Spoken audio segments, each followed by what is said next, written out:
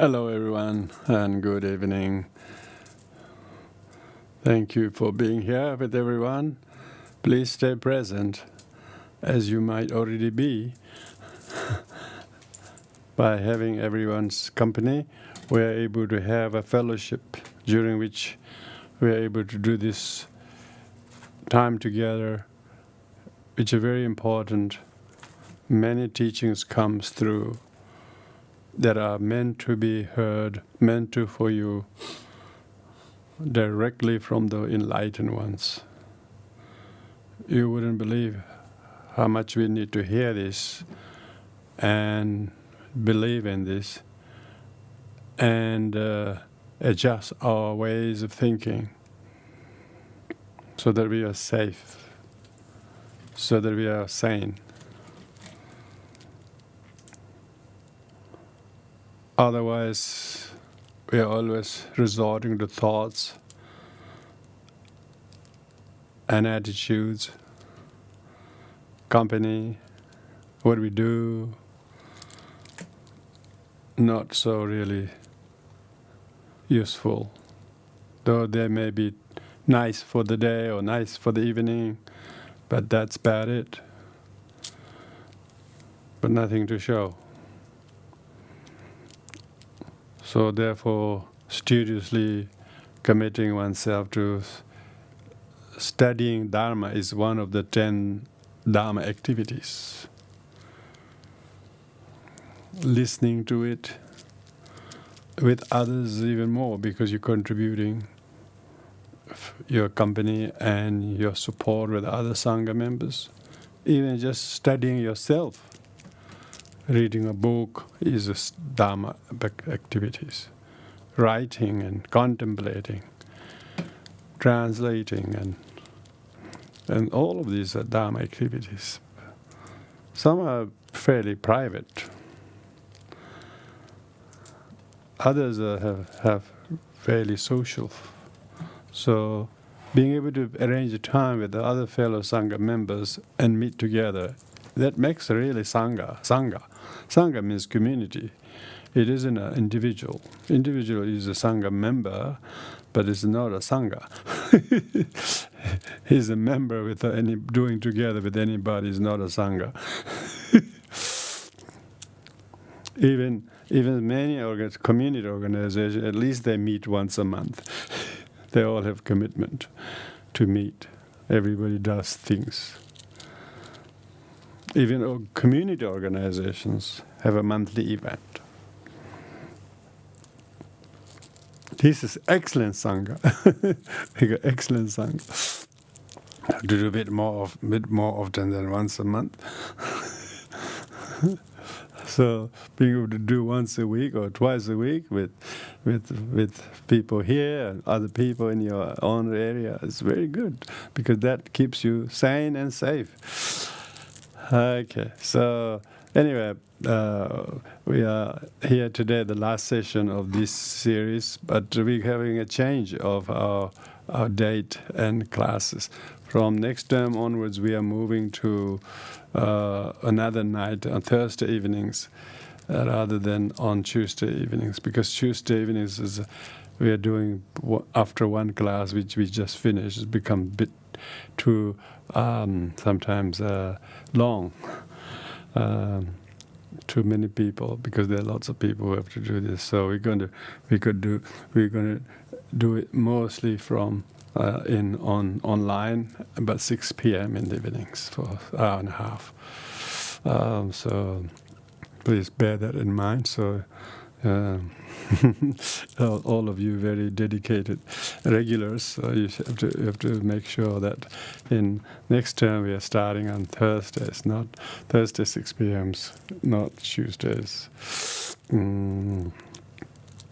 So in the meantime, we'll start as usual. Thank you with our refuge prayers. Incredible, really. Having refuge in the Dharma is what makes us very connected.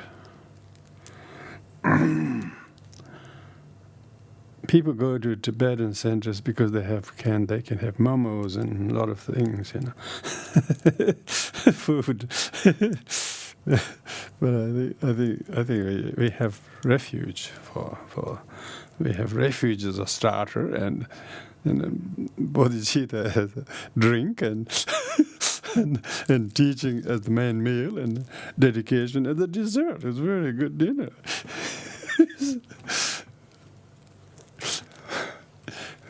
You can time it to eat any time later or before. So thank you. Let's do that. Oyenda Buddha Dharma Sanga Refuge, Enlightenment by virtue of mandala I share Buddha beings and the Buddha Dharma Sanga Refuge, Enlightenment by virtue of mandala I share Buddha beings and the Buddha Dharma Sanga Refuge, Enlightenment by virtue of mandala I share Buddha beings. May all beings have happiness and cause of happiness. May they be free from suffering and the cause of suffering. May they know apart from happiness that knows no suffering. May they dwell in equanimity, free from attachment, and those never. May all beings have happiness and cause of happiness. May they be free from suffering and cause of suffering. May they know apart from happiness that knows no suffering. May they dwell in equanimity, free from attachment, and those never. May all beings have happiness and cause of happiness. May they be free from suffering and the cause of suffering. May they know apart from happiness that knows no suffering. May they dwell in equanimity, free from attachment, and those never. So now we do the Heart Sutra. Perfection of wisdom is beyond thought and expression. Being unborn and unceasing, its nature is sky. I pay homage to the domain of discriminating self-awareness, the mother of victors of 3 times. Thus I have heard at one time the Blessed One was dwelling on Vajrayana, vulture speak, together with the great assembly of Sanga and a great assembly of Bodhisattvas. At that time the Blessed One was absorbed in samadhi on the enumeration of phenomena called profound elimination. Also at that time, the Bodhisattva, Mahasattva, Superior Avalokiteshvara was contemplating on the meaning of the profound perfection of wisdom. He saw the 5 aggregates also empty of inherent existence.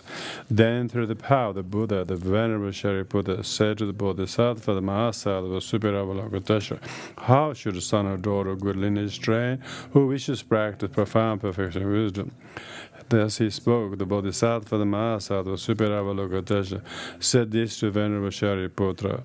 Shariputra, whatever son or daughter of good lineage wishes to practice the profound perfection of wisdom should view in this way. They should correctly view those 5 aggregates also empty of inherent existence. Form is emptiness, emptiness form, emptiness form, no other than emptiness. In the same way, feeling, discrimination, composition factors, consciousness are empty. Shariputra, in the same way, all phenomena are merely empty. They are without characteristic. They are not created. They do not cease. They have no impurity. They are not devoid of impurity. They do not decrease, increase. Therefore, Shariputra, in emptiness, they form no feeling, no discrimination, no composition of factors, no consciousness, no eye, no ear, no nose, no tongue, no body, no mind. No form, no sound, no smell, no taste, no touch, and no phenomena. There is no element, so forth, up to mind element, up to no element of mental consciousness. There's no ignorance, no exhaustion of ignorance, so forth. There's no aging and death, no exhaustion of aging and death. In the same way, there's no suffering, no cessation, no power, no exalted wisdom, no attainment, and no non-attainment. Therefore, Shariputra, because bodhisattvas have no attainment, they depend on and abide in the perfection of wisdom, because the mind is without obstruction. They are without fear, having completely passed beyond all error. They go to the completion nirvana. All the Buddhas who abide in 3 times, having relied upon the perfection of wisdom, became manifestly perfect Buddhas in the state of unsurpassed, perfect and complete enlightenment. Therefore, the mantra of perfection of wisdom is the mantra of great knowledge, unsurpassed mantra, the mantra equal to the unequal, mantra that thoroughly pacifies all suffering. Because it is not false, it should not be truth. The mantra of perfection of wisdom is proclaimed. Tadyadam gade gade bara zanga dem bodhizo tadyadam gade bara zanga dem bodhizo tadyadam gade bara zanga dem bodhizo tadyadam gade bara zanga dem bodhizo tadyadam gade bara zanga dem bodhizo tadyadam gade bara zanga dem bodhizo tadyadam gade bara zanga dem bodhizo tadyadam gade bara zanga dem bodhizo tadyadam gade bara zanga dem bodhizo tadyadam gade bara zanga dem bodhizo tadyadam gade bara zanga dem bodhizo tadyadam gade bara zanga dem bodhizo tadyadam gade bara zanga dem bodhizo tadyadam gade bara zanga dem bodhizo tadyadam gade bara zanga dem bodhizo tadyadam gade bara zanga dem bodhizo tadyadam gade bara zanga dem bodhizo tadyadam gade bara zanga dem bodhizo. Shariputra Bodhisattva Mahasattva should train in the profound perfection of wisdom in that way. Then the Blessed One arose from the Samadhi and said this to the Shariputra Bodhisattva Mahasattva Superior Avalokitesvara. Well done, well done, well done, well done. One a good lineage, just like that. Profound perfection of wisdom should be practiced just as you have taught. Even the Tathagatas will rejoice in this. The Blessed One, having so spoken, the Venerable Shariputra, the Bodhisattva, the Mahasa, Superior Avalokitesvara, all that are gathered there, and those of the world's gods, humans, demigods, Gandharvas were filled with admiration, praise the words of the Blessed One.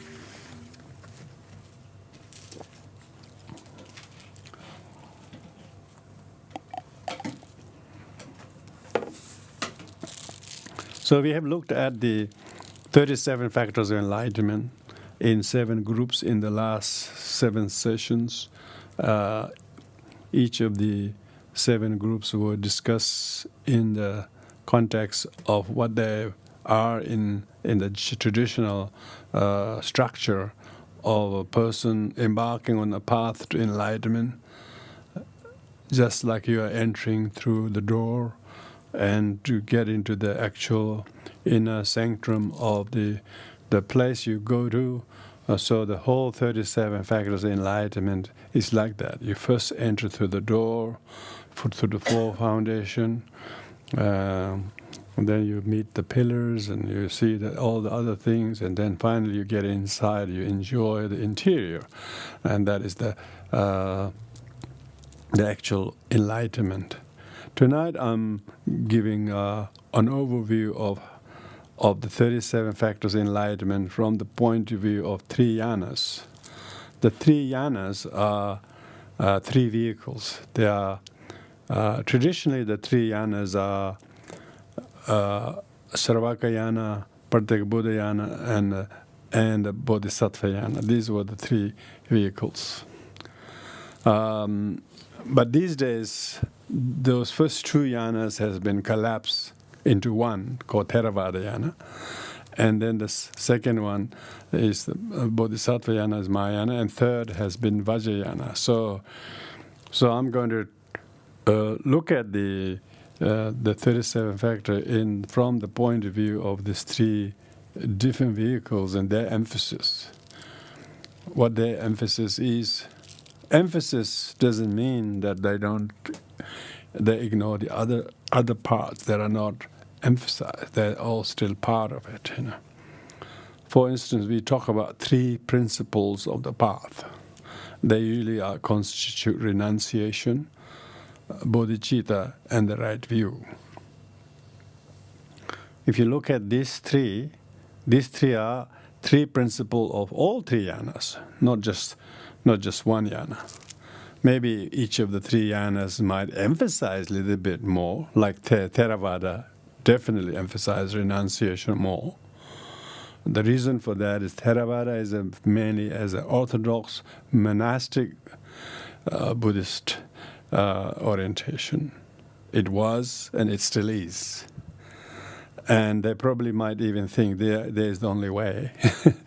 They don't know what the others are mucking around. I don't know that they strictly think like that or not, but they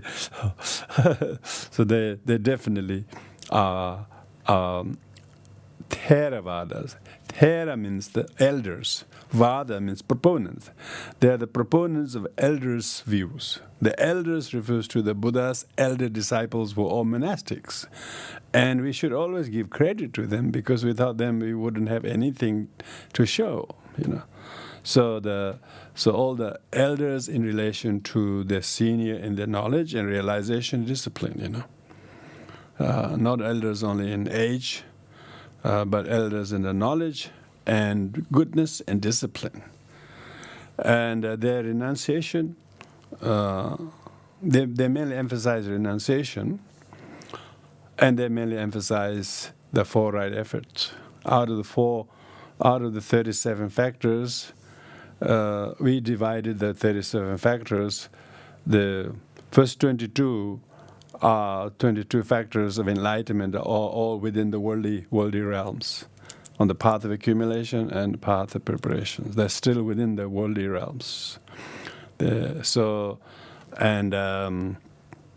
Much of the emphasis in Theravada is renunciation. What do you have to give up? What do you have to renounce?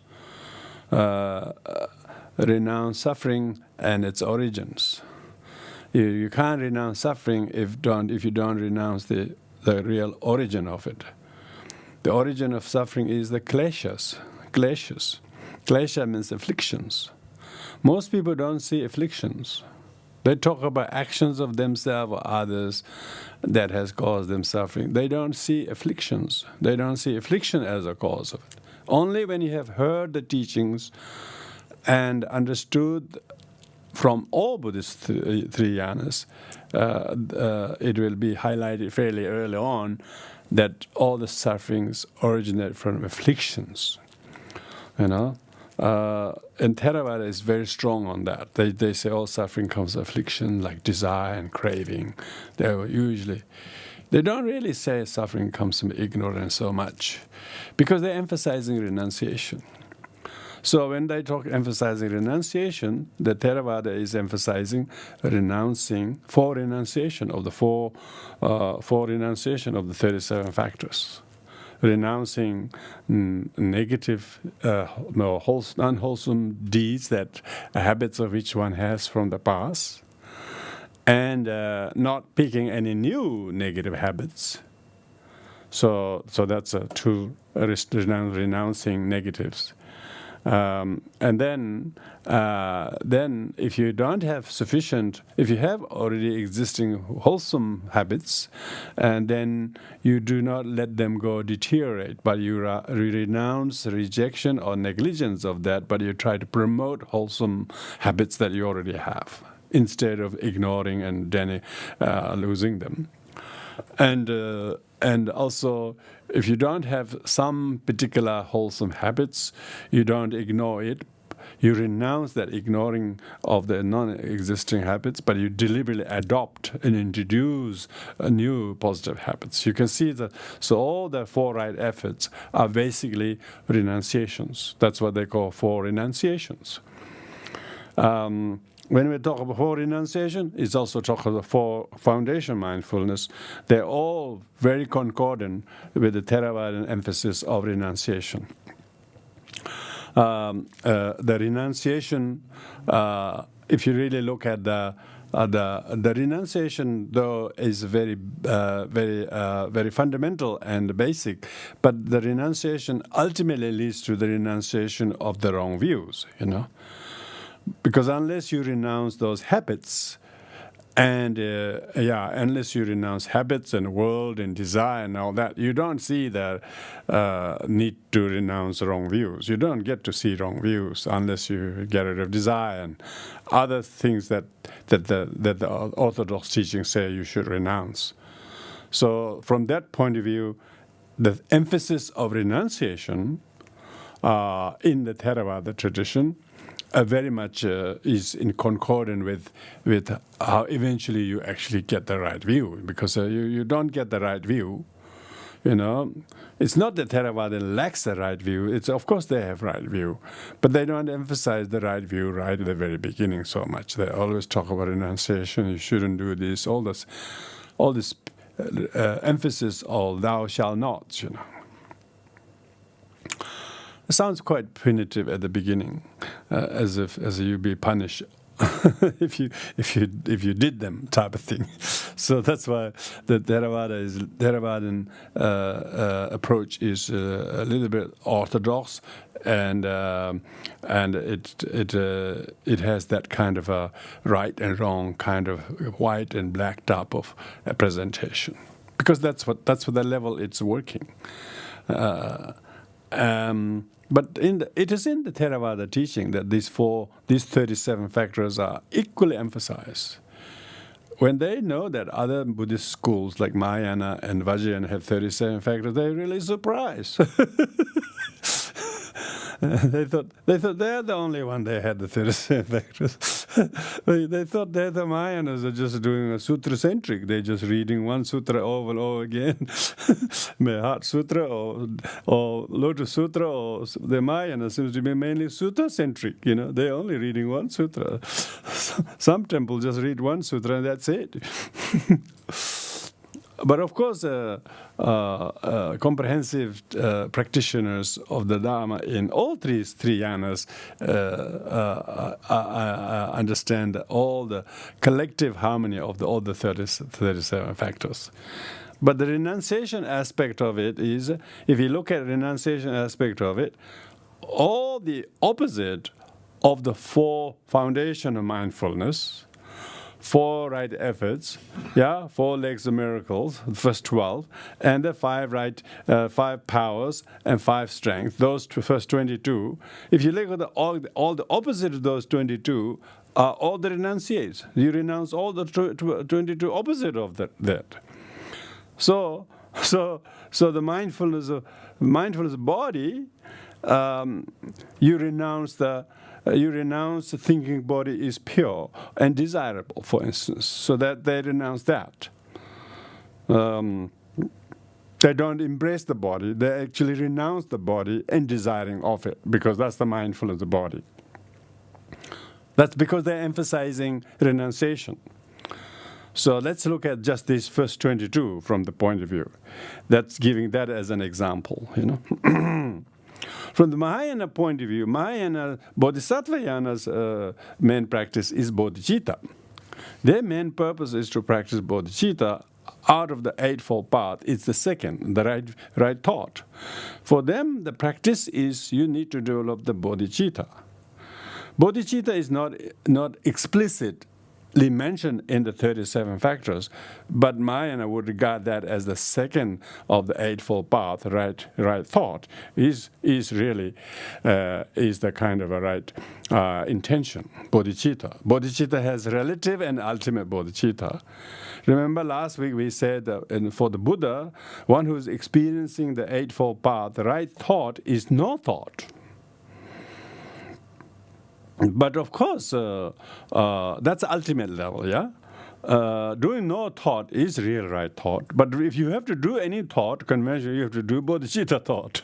So bodhicitta is allowable, bodhicitta is allowable thought. But otherwise, you don't do any thought, In Theravada, they say, you should give up covetous and ill will, and if you have ill will, that's bad. They will see that is you have to renounce. The Mahayana wouldn't go into that. They would say you just develop bodhicitta. If you develop bodhicitta, it will quell all thoughts, both by relative and ultimate bodhicitta. So from Mahayana's point of view, when we talk Mahayanas, instead of renouncing, it embraces. It embraces the 22 factors. 22 factors we were talking about. It embraces those varies. For instance, if you're lazy, your laziness is the most important of capital you have. And you are not lacking it. So you have a good capital to practice right effort. Because we can't promote right effort to people who are not lazy. they already got right effort. So therefore they have to embrace their laziness, so to speak. And from the point of view of Mahayana would it's not about exclusively renouncing all the time, but you are emphasizing adoption. You're emphasizing what you should adopt, what you should integrate, because Mahayana is path of acceptance, path of what you call acceptance. You accept the opposite gender as your brother or uncle or father, and rather than objects of desire, for instance, in Mahayana. In Theravada, you renounce, basically, you see all body as impure body and do not desire. That's it, because they're emphasizing renunciation. From Mahayana point of view, it's not. You should see them as your unrecognized mother, your unrecognized sister, or and so on. And instead of rejecting them with contempt, but treat them with respect and love. And because why? The Mahayana way of adopting the entire 37 factors is one of integration and acceptance. Whereas Vajrayana, on the other level, Vajrayana is emphasizing right view. So Vajrayana is emphasizing right view. So from the point of view of the right view, as we discussed the last week, it mainly focuses on the right view. It does not see the something needs to be abandoned or something needs to be adopted. You don't need to, there's nothing to adopt, nothing to reject, And ultimately there's nothing to reject, nothing to adopt, because it's empty of both, empty of needing to do either of the two. Because you can see the ultimate level. Ultimate right view is that, so therefore for the Vajrayana, you see everybody as a deity. You don't have to elevate them into the brother status, or you don't have to demote them as some undesirable walking sort of rubbish bin, So both Theravada and Mahayana is pretty extreme. One sees the body as a kind of bin. Other sees that as a kind of brother or sister or mother or whatever. Vajrayana sees as a deity. Vajrayana sees as a deity, means wisdom deity. It's not a deity as a kind of a free-floating spirit out there. It's a wisdom of the teaching that you understand and manifesting for the sake of your visuality but otherwise is emptiness. Is the wisdom discerning emptiness manifests as a deity. In the Vajrayana interpretation of the 37 factors, it's very, very lofty. Very, very. Every single of them has a appearance aspect of it. All the 37 factors are visually depicted in structures of stupas and temples and mandalas, and all the things. If you look at the architectural symbolism of any stupas, you will see all the 37 factors built as a stupa. From the very bottom foundation, which is the four foundation, mindfulness, all the way up to the top, you will see all the 37 factors of enlightenment are architecturally depicted in the stupa. And then, of course, if those who meditate on advanced Anuttara Yoga, Deity Yoga, they have what we call outer mandala, The outer mandala is your actual mandala that has 4 doors. The 4 doors are regarded as 4 foundation of mindfulness, because it is the door through it's doorway through that you actually leave the wrong views. You leave the wrong views behind once you enter into the mandala. Once you admitted into the Vajrayana mandala, you have left the 4 wrong views, and now you have come to embrace the 4 right view, because you have entered through the eastern door and then go clockwise to the south and the west and the north, and you get led into the mandala. And so that's like you're admitted into the path by introducing you through the 4 foundation of mindfulness, and therefore, of course, learning the 4 right views. Because you are no longer holding the 4 mistaken views, whether emphasize or renunciation from Theravada teaching or Mahayana or Vajrayana, doesn't really matter, because they're all harmonious in the end. They don't really contradict. But Theravada, Mahayana, and Vajrayana are not 3 schools, I must tell you. These are not 3 schools. These are 3 thoughts. These are 3 different thoughts. The vehicle means if your vehicle is the one, if you use the word vehicle is that which carries the things. It's a carriage. Your thought is the carriage, whether it's slow carriage or fast carriage or medium carriage, So when we say the vehicle, the vehicle is therefore its thought. It's not schools of India or Theravada, like say, not Sri Lankans are Theravadas or Tibetans are Vajrayana. People think like that. And if you really look at your thought is sometimes very Theravada, sometimes very Mahayana, other times Vajrayana, but sometimes neither of those 3. You're back into the deluded bed. Sometimes you're not either of those 3, let alone being the highest. You're just deluded samsaric thought, When you're not practicing the 37 factors of enlightenment in your conscious thought, you can see you're just outside the cold again. You're exposed to this hot and chill of samsara, and you're not inside the celestial palace. You haven't got an entry.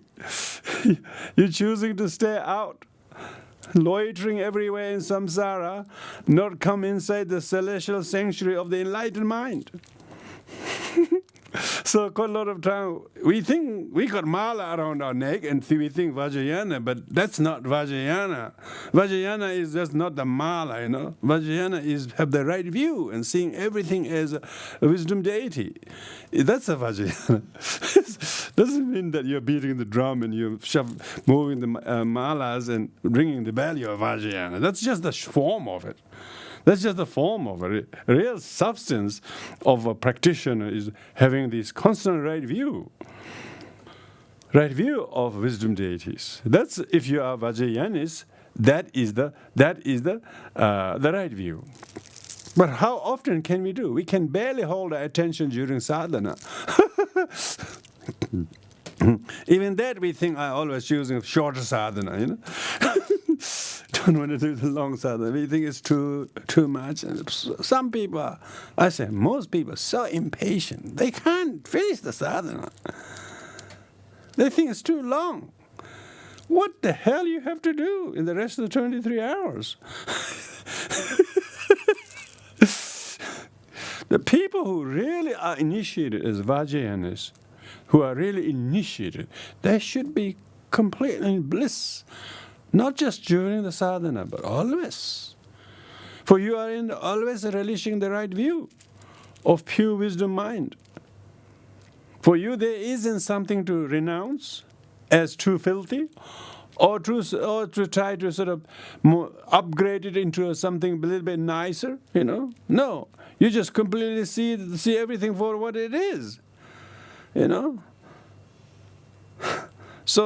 So see all forms as a deity, all thought as emptiness, and all sound as mantra. What does it mean? That is actually the 37 factors of enlightenment combined into one. Action, view, and meditation are combined there. We talked last week how the 37 factors are subsumable, or you can subsume that into 3 higher trainings. Higher training of discipline, meditation, and wisdom. So from the Vajrayana point of view, the discipline is to abstain the wrong view. That's the only thing they have to abstain. You don't have to abstain everything because there's not much there to abstain when you have the right view. It's very... haven't got much baggage, let alone access. Your meditation is, you can see the post-meditation or meditative state. They usually distinguish between the meditative state of samadhi and non-meditative state of samadhi. And the post-meditative samadhi is equally important, if not more, when it comes to right view. Even you spend 1 hour so religiously, after that, then 23 hours, you're just like, what's the purpose of that? You know? One needs to stay present with that non-meditative state, meditative state, with the right view.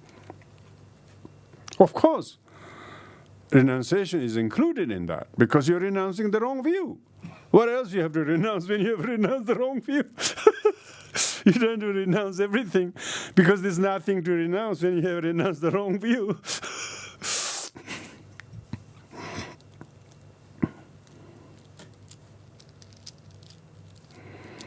And then you are constantly have the loving kindness, compassion, bodhicitta for the sake of all sentient beings who don't have an idea of this, who don't have a clue of these things, and therefore languishing in samsara.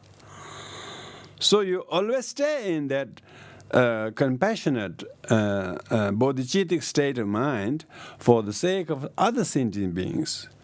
And that's your behavior, is mainly that. Your conduct is mainly to serve sentient beings who don't see the right view.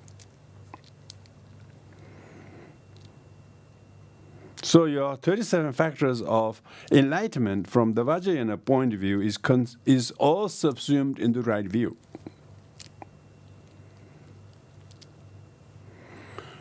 When you have the right view, all the 37 factors has now served the purpose.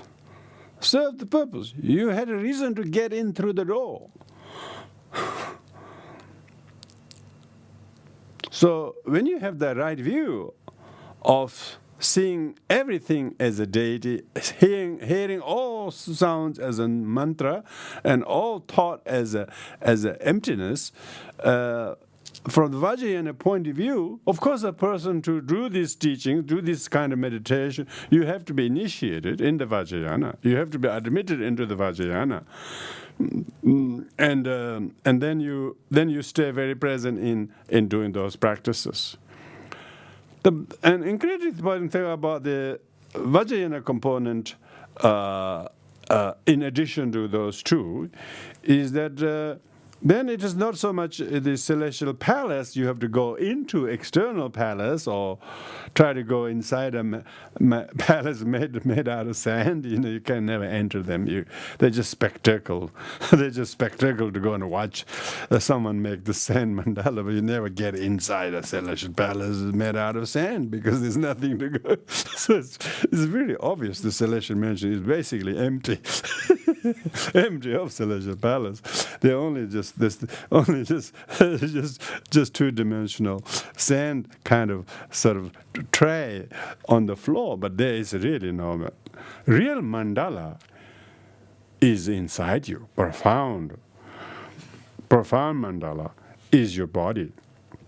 Your body, from all parts of your body, the whole body represents the 37 factors of enlightenment.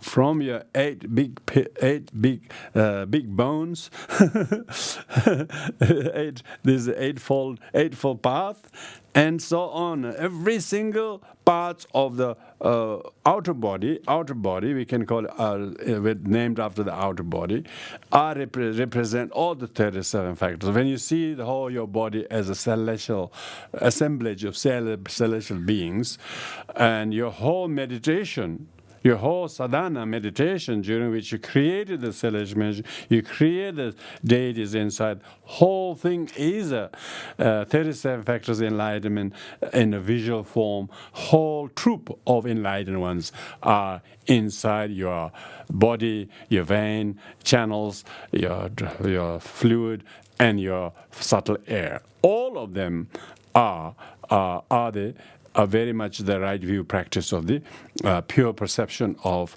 the celestial palace. Because remember, Vajrayana is the right view. It's all about view. It is not seeking some pure realm elsewhere. It is actually making one's own internal meditation into that. Whether you call it the contrived mandala, such as sand mandala or cloth-painted mandala, or even three-dimensional mandala made out of wood. These are all contrived mandala. These are just contrived mandala. Chömekilkor, we call it. Contrived mandalas.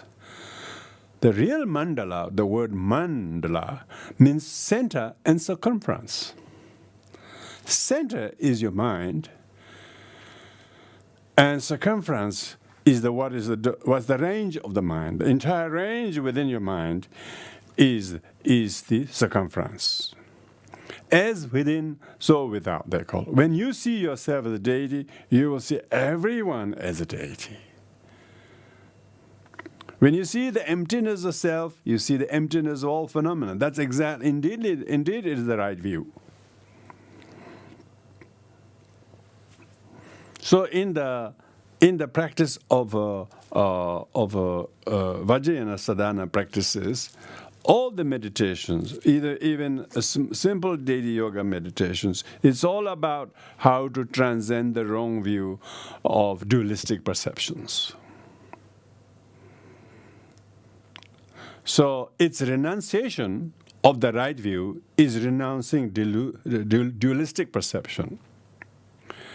Its right attitude is having the bodhicitta for the sake of sentient beings who do not see or realize this and therefore are languishing in samsara. So you always are practicing the bodhicitta, the right view, for the sake of all other sentient beings who have no danger of realizing the path very quickly. So you have to stay very present in the world in a Rupakaya form while practicing bodhicitta for the plight of all beings who are languishing and stuck in samsara. But yourself, yourself, from your own point of view, you are completely dwelling in the infinite, uncontrived dharmakaya. You're always abiding in that state because you have realized you have the right view. So you are renouncing wrong perception, or dualistic perception, such as deluded perception, or any kind of spiritual experiences, even meditative realization. You don't grasp at them. You don't grasp saying, I had this vision, I have this dream, I saw this, I felt this. You don't say them. I mean, most people do because they think they should, but realized practitioner have no speech. He has no speech. He has no thought. He's no longer need to talk about his realizations. Remember, no speech, and the right speech is no speech. Right thought is no thought, remember? but only for the sake of the conventional sentient beings for whom we have kind of a bodhisattvic vows to look after them, to practice all the 6 parameters to benefit them. For them, we are always radiating loving kindness, compassion. So you have your right thought is constantly there in order to seeing the sentient beings where they are not getting it, and you see them because you see them from the plight of the sentient beings' point of view. But for you, it really doesn't. For your own case, it is not a concern for you. You are dwelling in the Dharmakaya always. Because that is the mandala. The man is the kill, is the center. You have to stay very present in knowing the right view and staying in the right view. And then when you see every circumferences, everything around you is array of that, is display of that. When you're deluded, you see all kinds of things in people and others. And they are not the people, they are your projection of it. So we have usually a very great mandala. We are great mandala creators. When we say, how are you? We're saying, how's your mandala? What's your creation these days? But most people aren't aware of their own creation. They think it's a creation of some people else they're manifesting. Because they don't have the understanding of the whole 37 factors is a mandala. If from the Vajrayana point of view, the whole mandala is depicted, whether it's the 4 doors, the 8 pillars, 5 layered walls, or whatever the characters, all of them have corresponding meaning to every bit of the 37 factors of enlightenment. So in the Vajrayana, the whole 37 factors are not only accepted, they actually artistically depict them in form of a cloth-painted mandala or sand mandalas, or actually some of the monasteries are built exactly like a celestial palace. If you go to Bhutan, they are doing a lot of that these days. They are trying very hard to make the architectural kind of, and some monasteries are like that, like Sangdokpari and other places like Samye Monastery. When you go to Samye Monastery in Tibet, the whole Samye monasteries is laid out at 37 mandala offering, with Mount Sumeru as the main temple, and as well as all the 4 continents and 12 subcontinents. All the 37 factors are depicted as a 37 heap of mandala offering. So in Vajrayana, the practice of the 37 factors are not only very important backbone of Buddhist teaching, but they made it very, very kind of very structure of the architectural work of the temples and monasteries. Not only contrived temples and monasteries they built, but also the individual yogis, practitioners' meditation. He always see his body as a mandala. We call profound body mandala. Profound body mandala is the most profoundest of all mandalas, because that is not contrived. That is actually innately there. Our body is, particularly if once you have received the empowerment and then you're doing regularly, then your whole body from the top of your crown down to the soles of feet, all parts of your joints and various parts are all occupied by pranic air, and that which causes to flow, that which goes to cause the circulation of the fluid in the body.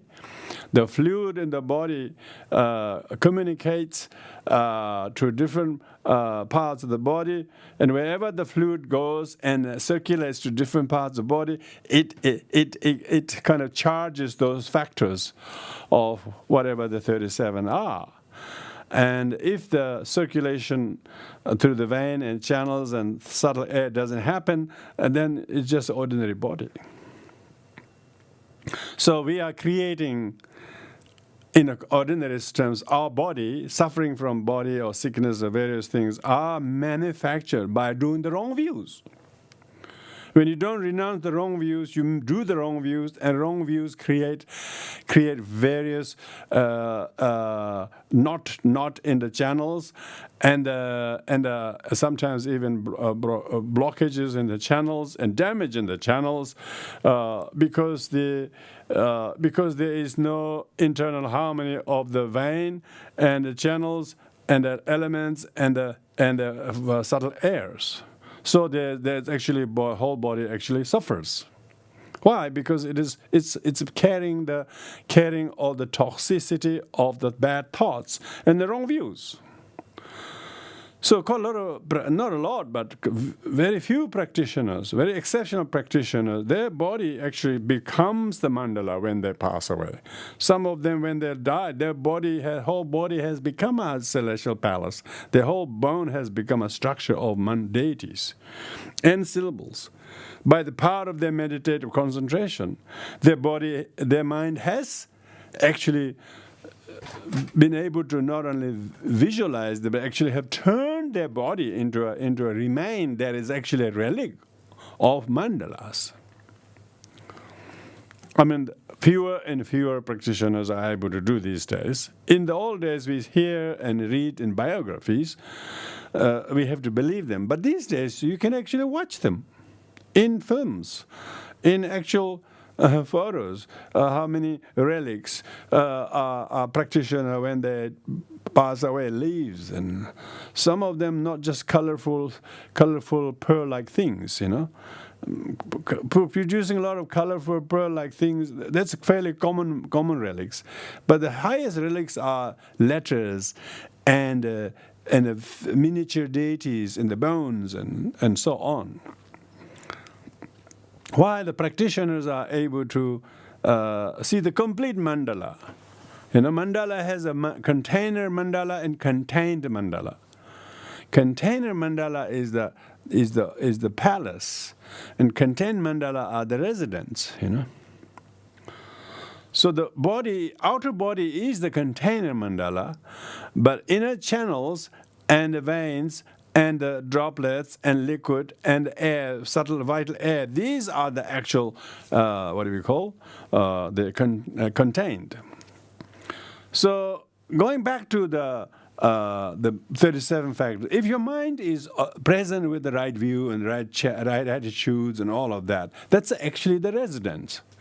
The resident are that. But in the body of the person, or the mind of the person, or the eyes and ears, he or she, when they are doing the view, they will see things differently. All the eyes and ears, what you hear, what you see, there's no form, no sound, no smell. Exactly, that's exactly what it will do, because that's exactly it's on. Right view is on. So your eyes don't see things as truly existing. That's why there is no form. Not because there is no form, but because there's no form beside your seeing of it. If your eye and your sense organs weren't functioning, there is no form in the form. There's no form in the form. You don't need to renounce form. You don't have to renounce form.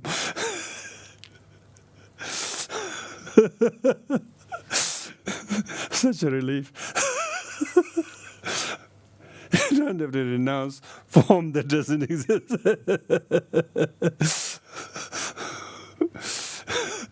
See, the right view just cut through, cut through all the things,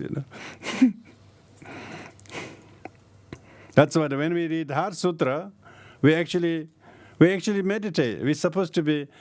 Buddha, it says as Buddha was entering meditation and then he was off meditation. That's all. It's not true. Buddha is always in meditation. Even when he's talking, he's in meditation. Even he's doing other things, still he's in the meditative state of non-thought and all these things. Because he's constantly in that state of right view. There's no time that he ever moves from that. That's called Dharmakaya. And we too, if our practice is adequate enough, adequate enough, when you have the resident 37 factors realization, these are the deities, wisdom deities. I'm not talking about deity with this and that. Wisdom is the 37 factors, is the deities. If you look at the Chakrasambhara mandala, they actually have 37 deities. There's 37 deities.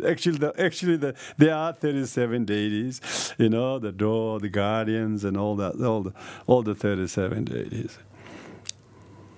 Why? Because these 37 deities actually represent wisdom deities of the 37 factors of enlightenment. What else?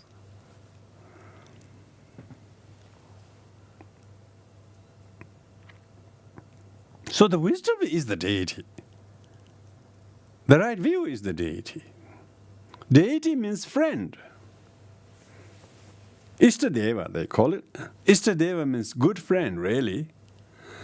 The God that is your guest. You know, they say, the most important God is guest. And when your guest, when your guests are all 37 factors, you're pretty good. all the 37 guests are wisdoms, wisdom of not doing any of the wrong views.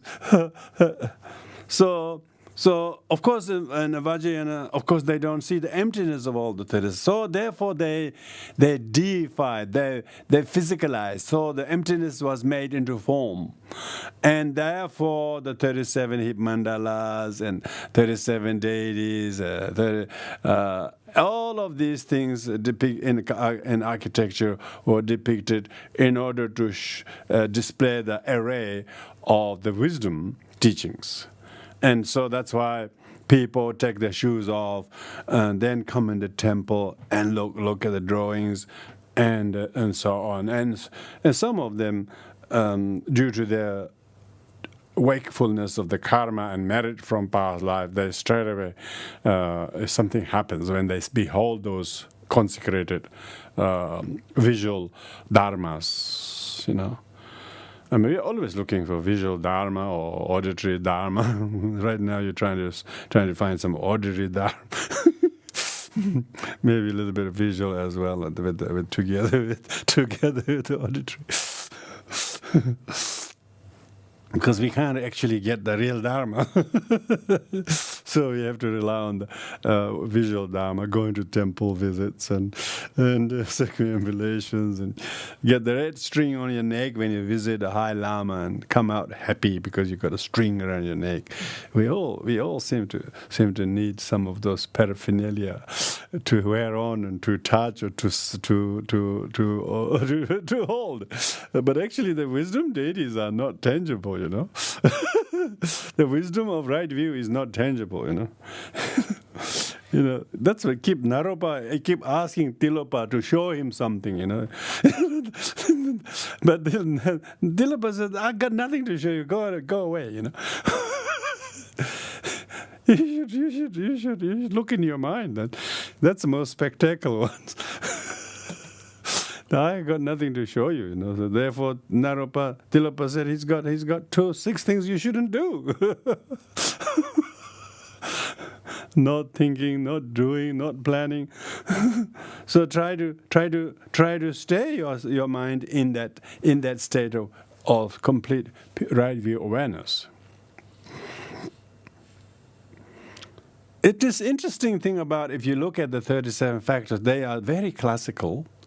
They don't have, like say, refuge is never mentioned. No explicit mention of refuge or bodhicitta. But if you agree to the 4 close placement of mindfulness, that is refuge. Even refuge ceremony is not refuge if you don't believe in the 4 seals of Dharma. That's why those who accept the 4 seals of Dharma are necessarily Buddhists. So, therefore, refuge is a kind of a developed later on as a religious practice of the Dharma. But actual philosophical base doesn't require refuge. If you understand the four seals of Dharma and if you accept them, that is a refuge. So that's why when we say 37 factors of enlightenment, there are many things that you regularly practice, like four seals, like say refuge, bodhicitta, four immeasurables. People say there's no four immeasurables in the 37 factors. There's no refuge. If you accept the four foundations of mindfulness, you already got refuge.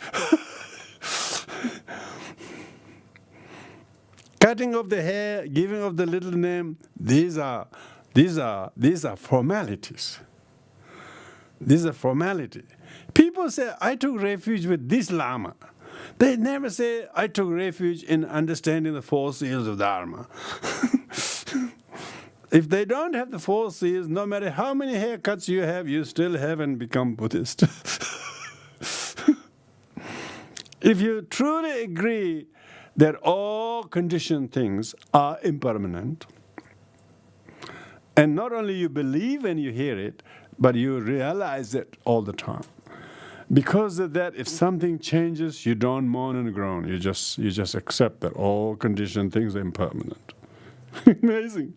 You're so refuge. You're so safe from groaning and moaning. You will not. Why? You have refuge in knowing all conditioned things are impermanent. It's not a fault of him or her or anybody. It's the nature of all conditioned things. So, don't be disappointed with changes. You should see if any change that are not within your control, even with your control. You try to hold something on.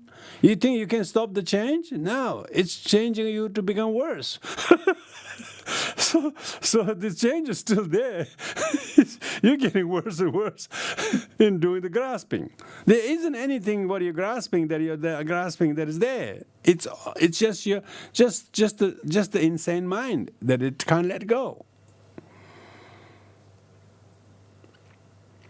So if you have, that's why it's very important to teach the four foundations of mindfulness, that the realization, rejection of the wrong views regarding the body as a desirable or whatever it is. You realize body is however desirable it is, but not desirable for long.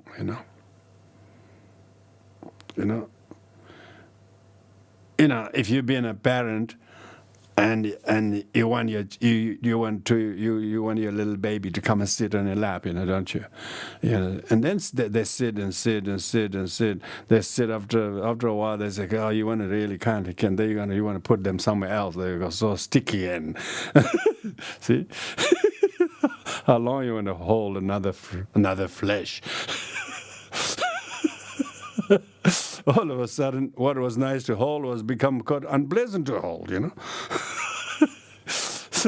So all conditioned things are impermanence. That's exactly. So don't have to talk about body being unpleasant. Being able to realize these things is refuge.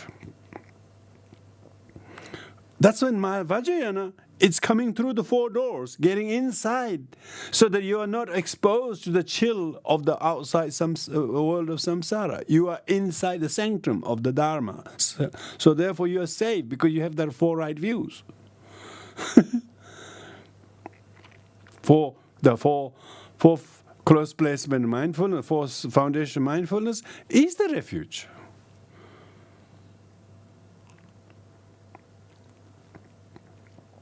So don't tell me that the 37 factors have no refuge. 37 factors is very important. It's so classical that it doesn't. They don't have some of the I would say fanciful things. Fanciful things. I think refuge became more and more sort of formalized. They say that even ordination during the Buddha's time, there was no ceremony. He said, "Come here," and then the person became disciple. That's it. He didn't need a scissor. He doesn't need to repeat the vows or go into register. He put your name, bring your ID, all that stuff. Oh gosh, I don't know why they do that. Checking your age, all of those. How could Buddha not? How could Buddha reject anybody when they come to seek Dharma? Huh? All these questions you have to ask, you know. All those were later editions. You know, anybody wanted to accept the four right views, of course they're all ordained. Ordained means in Tibetan, Rapjung means becoming good. And they think the female can't be ordained. Can you believe that? That's ridiculous. But they're not entitled to these four right views. I couldn't understand, you know, really how things got so bad that they can't do this minuscule, miserable ritual that someone wrote in the 12th century maybe, or 3rd century, whatever, and because they don't have the text, you can't do it. Are you saying that you can't teach the four foundations of mindfulness and ordain them? If you have understood the four foundations of mindfulness, you're already ordained. It's just whether you want to distinguish whether it's a novice or monk or nun, it doesn't really matter. As long as you complete refuge in the Dharma, you're pretty safe, really. So who needs to get higher ordination, you know? Who needs to get higher ordination? Even you have the right view. See, all these people are so stuck in the formalities, in these conventional dualistic realities. You can see how classical the 37 factors of enlightenment are, because it doesn't have, have many of these rituals. And some teacher even complained that there is no actual text that explicitly teach 37 factors of enlightenment. I was so puzzled to hear that. It's not true. This whole sutra, whole text called, in a whole volume there, in which this, in miscellaneous text, in which it's got many, many pages on these 37 factors. Because these scholars, these Tibetan Buddhist scholars, only read texts written by Nagarjuna and Chandrakirti and half a dozen others. They don't read any of the sutras, you know. That's their problem. Because sutras are many, you know. Sutras are many. They're not like half a dozen classical mnemonic texts written by Indian scholars, you know. Tibetans become so Nalanda orientated, they nearly forgot the Buddha and his vajrayana, his discourses. And no wonder they couldn't find any text explicitly on the 37 factors, because they never read the actual sutras. They only read translations of texts written by Nagarjuna, Chandrakirti, Bhave Viveka, and few others. But these much quoted Nalanda Panditas are all post 3rd century. Okay, Buddha is 4th century BC. He taught all the sutras way before the Nalanda Panditas was born. So Tibetans have created this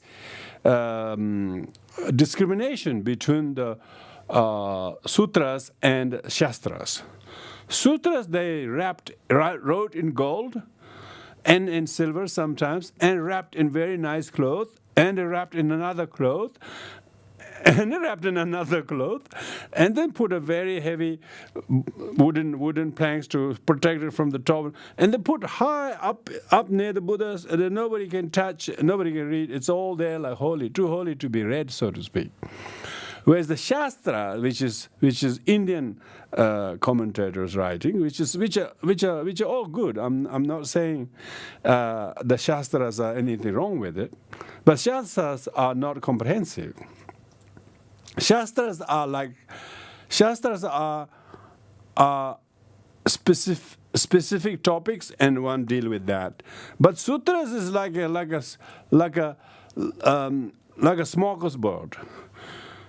When they say, "Oh, this is Vinaya," when you read a Vinaya, it's not all about moral conduct of the monks and nuns.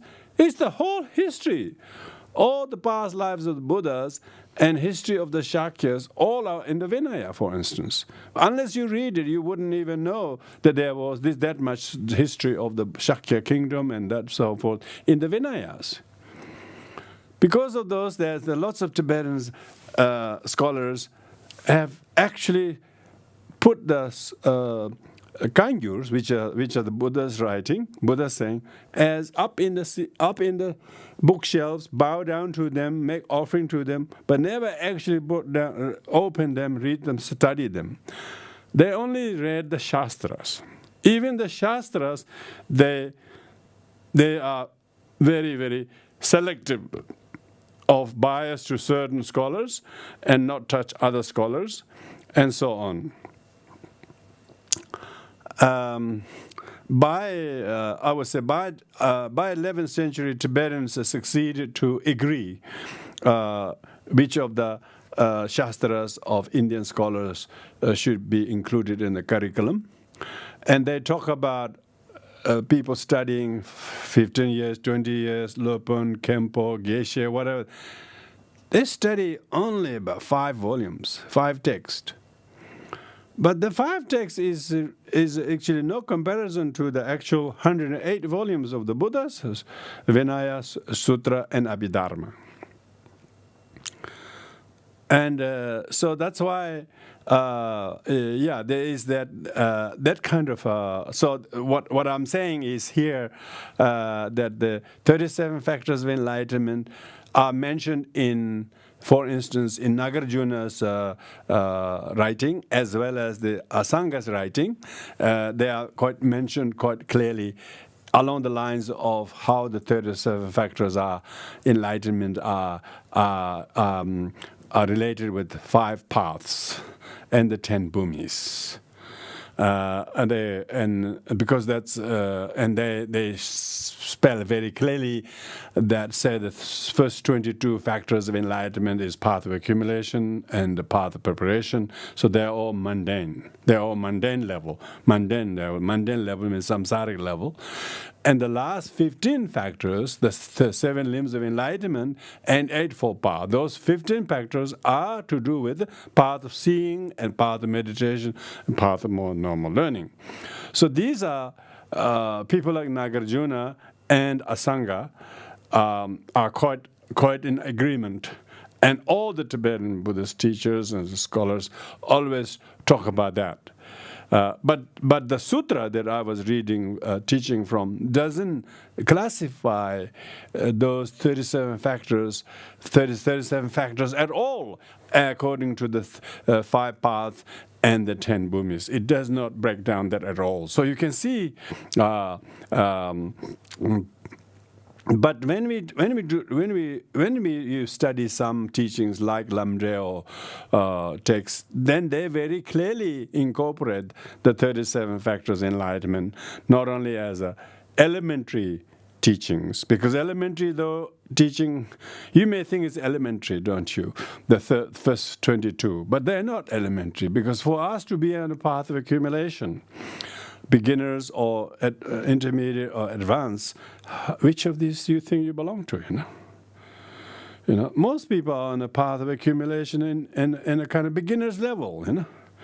Beginner's level path of accumulation. And it's a lot of the people probably are still not really on the path. They just think they're on the path. They're just looking over the fence every now and then, but haven't really entered the path properly. They're just looking over the fence every now and then. We call omnyang in Tibetan, looking over the fence. not really wanted to follow wholeheartedly as a Buddhist with the beliefs. So therefore, path of accumulation shouldn't be regarded as mundane and low, because if you really have the merit, path of accumulation of what? Accumulation merit. You actually have a merit of remembering that all things are impermanent. If you have the mindfulness that everything's impermanent, you will never be complaining about anything. Why? Because you're blessed by the Buddha. Buddha said, one who thinks of impermanence is blessed by me and has seen me, is prophesied by me. So one who remembers that everything is impermanent will function very well no matter what happens. They will not show a sour face over any occurrence, any changes, any flips, any U-turns. They will never, because they know all conditioned things are impermanent. Not only this has changed to that, but even that is changed too will not last. So you don't have time to complain. Even that will not last. Such is your clear realization. So, therefore, instead of thinking that we have to be a intermediate path of accumulation practice, just having the refuge to remember the four seals is incredible savor. Really, you always are in refuge,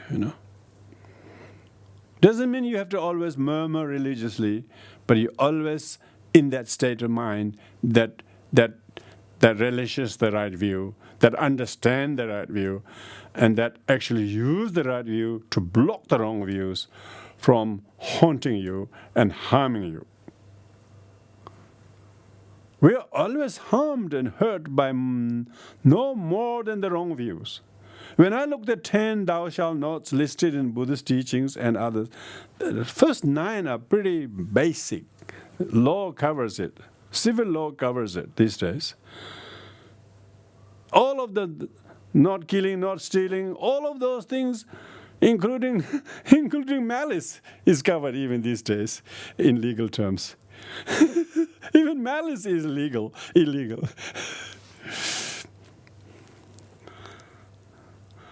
What they don't cover is the 10th, the wrong view. And that's by any except Dharma.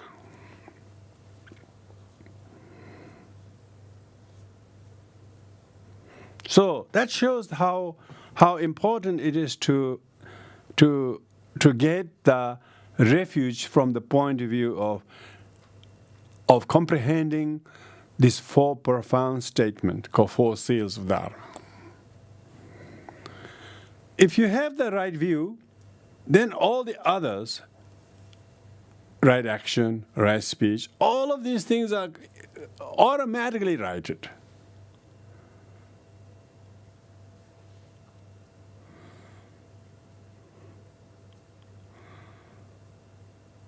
From the Vajrayana point of view, without the right view, it's almost like what's the point type of thing? What's the point type of thing, So that's why we should always remember that while we adhere to taking refuge and reciting the 4 immeasurables and all of these things, because this has been developed, at least say the refuge prayer we do was adopted since Atisha came to Tibet, say. That's like Atisha came to Tibet in 1042, So that's 11th century. But before that, I don't know. I don't know where is that formula there, It said that he wrote it, And I don't see the actual formula wording of the 4 immeasurables that we say. I don't know who wrote it. But the concept of 4 immeasurables are there, Concept of 4 immeasurables are there.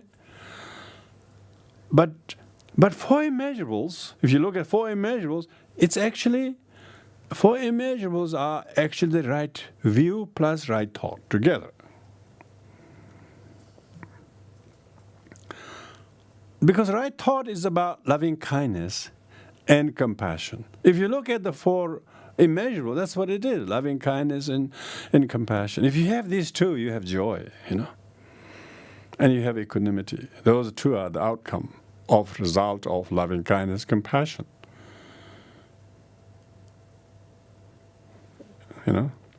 You be relatively joyful if you have love and not doing hate. If you have compassion and no ill will, you'll be really joyful. Your joy doesn't come from not having a cancer or not having this and that. You still have cancer, but so what? But still you have no ill will. That's much better. Cancer is a physical. It might even be cured by lack of ill will. You wouldn't believe. Because even cancer is impermanent, remember? We've been fighting last 50 years. We're doing pretty well medically. If you do not do ill will, it's even going to help much. On top of medication, it definitely will help. But we think having a disease is terrible.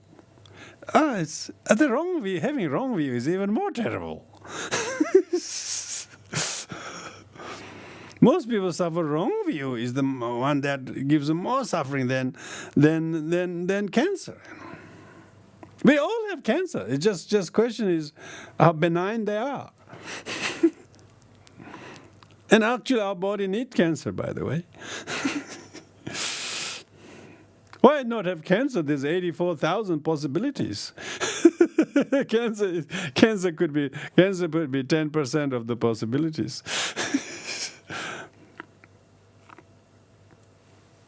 So when we talk about the cultivation of the four immeasurables, they are also included from the point of view practicing bodhicitta, included in the right view and right attitude.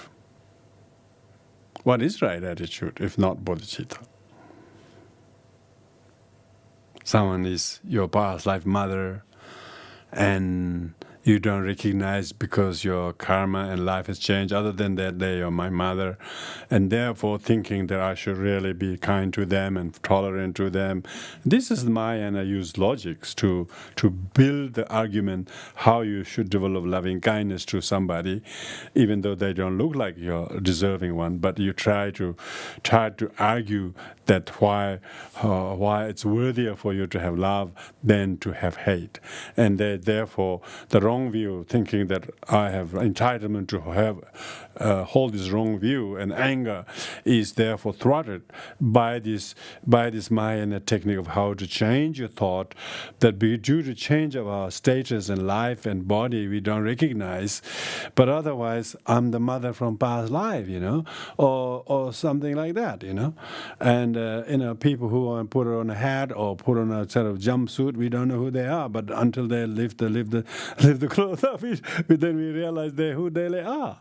So there's a lot of misidentification in the conventional terms. So Mahayana teaching argues to build the reason to develop loving kindness, not because people love you, but people hate you. So main purpose of loving kindness is to have no ill will to those who have ill will to you. That's a real loving kindness. A loving kindness to someone who you like is attachment. That's not love. That's attachment. So attachment is not love. Attachment is poison. And so if someone has ill will to you and treat you contemptuously, and that is the most appropriate object for you to practice loving kindness to, and if you don't do ill will to them and show unconditional loving kindness, that is immeasurable. Immeasurable shouldn't be to all sentient beings. You don't do immeasurable. You can't love all sentient beings in one go. You would like to, but it's already immeasurable. If you can overcome the ill will of others with your love, that's already immeasurable. It doesn't mean that you can press a button called love, then everybody receives your love. That doesn't mean. So it's not infinite in the sense of the object, but infinite sense in the merit of not doing ill will. That is the right attitude. Sometimes things are named after the number. Other things are named after the quality. Immeasurable is not named after the number. Immeasurable is named after the quality of love. Is that you, no matter how much somebody hates you, that you don't show hate with hate, but you do loving kindness to them instead. That is right attitude. That is renunciation of the wrong view. That is the renunciation of the wrong view. Ill will, renunciation of the ill will is a renunciation. Don't tell me that you don't practice renunciation. When you get rid of ill will, don't do ill will, that's a good enough renunciation. As I mentioned, you don't need a haircut. Probably like Milarepa, he didn't have time to haircut. He was busy shaking his mind. He's busy stopping his thought doing ill will. He doesn't have time to go to the barber. Many yogis are like that, they really, their hairs are always frizzly and most yogis they don't have time to look after their body. They completely engrossed in their mind, because they are guarding their mind from the wrong views. They don't have demon outside they have to be afraid of. They have the demon of forgetting the right view. So when you have the right view, you have the refuge already. You have the bodhicitta already. You have the 4 immeasurables. I don't know how many bow downs you have to do.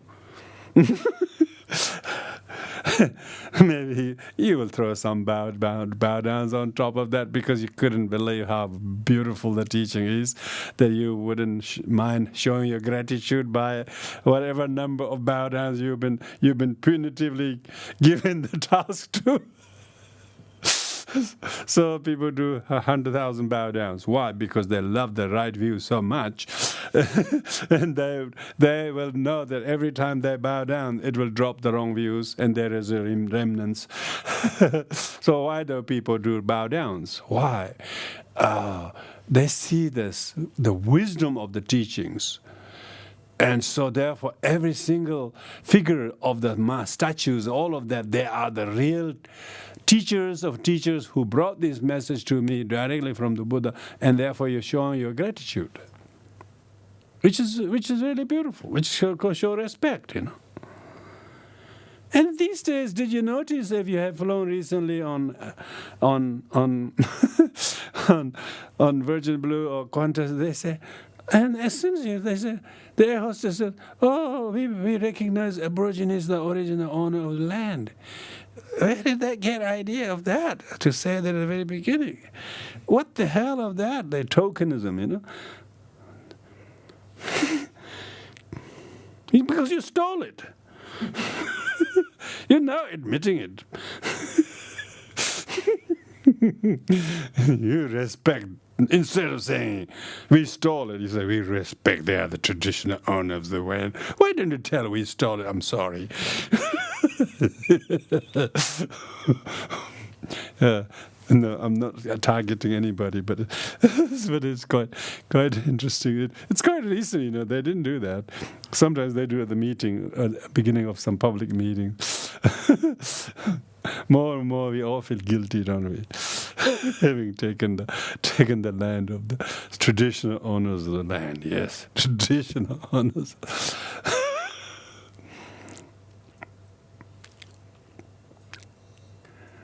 Incredible. The 37 factors of enlightenment, when you look at it, all the teachings are in there. All the teachings in there. Maybe it doesn't have the heaven. That doesn't. But the Vajrayana practitioners have completely, I would say, take advantage. They completely utilize the teachings, 37 factors, unfailingly into their artistic depiction of mandalas, structures, profound body mandala, contrived physical mandala, and the teaching itself. Everything is depicted there. So that's why it's important that all the three yanas, among the Theravadins, talking about the 37 factors is a very, very basic, because a practitioner like a monk or the forest monk particularly, for them to do forest is because they are practicing the 4 renunciations and 4 foundation mindfulness. And maybe they will get to do the 4 legs. That would be good. Because you basically have to give up desire and company and enjoyment, which is a renunciation. And you have so much joy in solitude. You know, you can be in forest but still doing desire, but you have the solitude of desire, or solitude of ill will, is a real solitude, where your mind does not do ill will.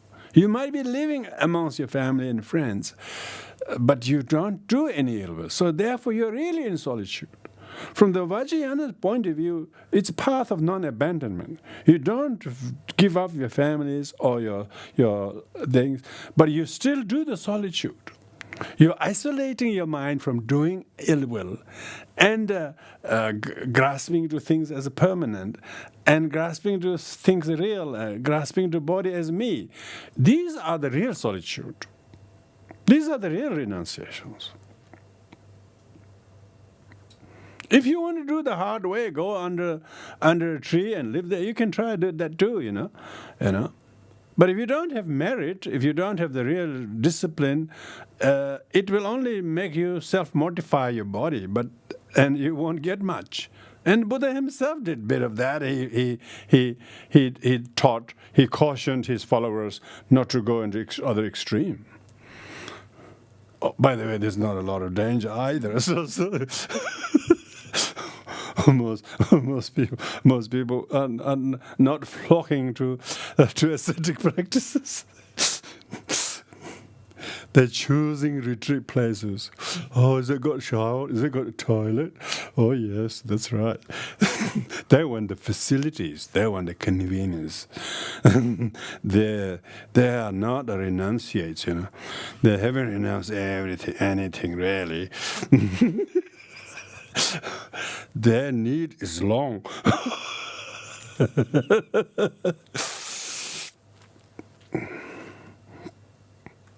Yeah, very difficult to practice for renunciation. So Vajrayana teaching is quite attractive from my point of view.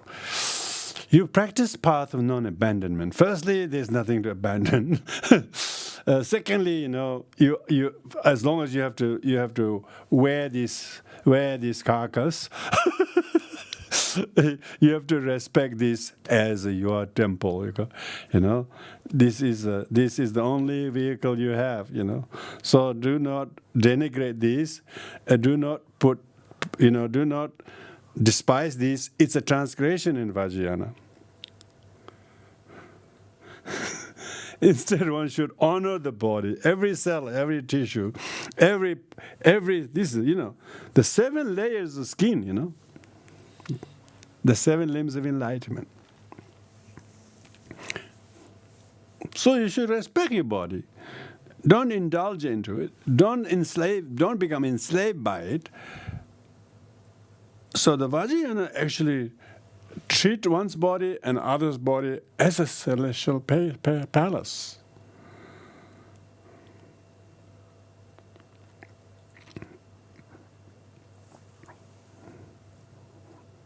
So all the 3 yanas can have no alternative but to hinged by these teachings of 37 factors of enlightenment.